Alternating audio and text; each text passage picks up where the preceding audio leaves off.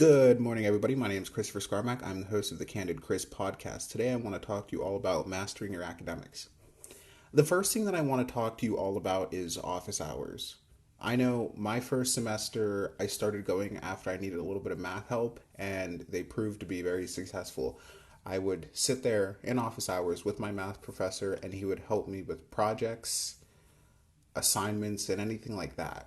Basically, he would reteach me the concepts that we went over in class, and we would work together, and I ended up passing with an A. So I always highly encourage people to go to office hours. If you don't know what you are doing in the class, the first step I always tell people is go to office hours, because that is dedicated time for your professor to sit and work with you. The next thing I want to talk about is the Writing Center. That probably is something you will hear often. And the Writing Center is basically where a student employee helps you with your paper. The cool thing about the Writing Center is there's two options. You can either go in person or online. I've done both before. I personally prefer online because I can do it from the comfort of my own room and I can keep my camera off if I want. But also when I went in person, I felt that human connection. So when you go to the Writing Center, they're going to ask you, what class is this for? What kind of paper is it for?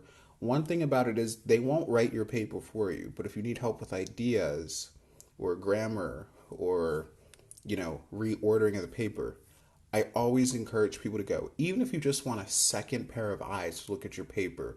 And the cool thing about the Writing Center is also they're objective. So if they see something wrong with your paper, they might be like, hey, let's stop and let's talk about this. And then maybe you can explain and then they can listen and they can give their feedback. I know there's been times that I've been, in my eyes, my paper looks fine, but they're like, hey, let's talk about this. And I'm like, oh, I can see how you can be interpreting that.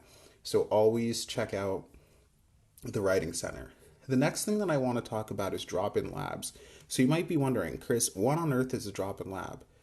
A drop-in lab is where you can go to a room and you meet with these different people that can teach you different things about your class. So maybe you have a math homework question for this specific class and it is a lab. This person sitting in the room can help you. Normally for drop-in labs, they work with math classes, science classes, business classes, and STEM classes. Those won't be posted until more in the fall, but you can always just look up drop-in lab and they can help you. The next thing I want to talk about is tutoring. So often people are like, oh, I feel embarrassed to have a tutor. I know I've had them in classes, and although I didn't use them much, it was nice to have someone who could always just help me with the class. They're not really supposed to help you like with homework, but they can like teach you. So let's say you have a question on homework, but you really don't understand how to do the question in general. They can walk you through it and they can help you, and I always find that to be a benefit. So definitely check out one-to-one tutoring, which you can always find that by typing in tutoring Kutztown.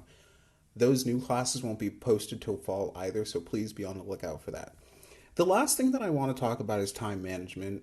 You might be like, how does time management help me with my classes? And I think that's one of the biggest successes. I know this semester I got a 4.0 on top of classes, schoolwork, tests, quizzes, assignments, group work, but also going to events, hanging out with friends, and everything else under the sun. Time management is important because if you don't have good time management, then you're not going to do well. Because let's say that you put off this 8-page paper until like 5 hours before it's due. Most of the time, people cannot crank out an A-worthy 8-page paper in like 5 hours, especially if they don't know what they're doing. So I always tell people, come up with a game plan every single day. I know I personally do 6 a.m. to 10 p.m. I might block out classes and meeting times, but also I'll put in when am I going to eat? When am I going to do this assignment? What assignments am I doing today? So always have a schedule to make sure you're doing your best. That's all for today, and I hope to see you soon.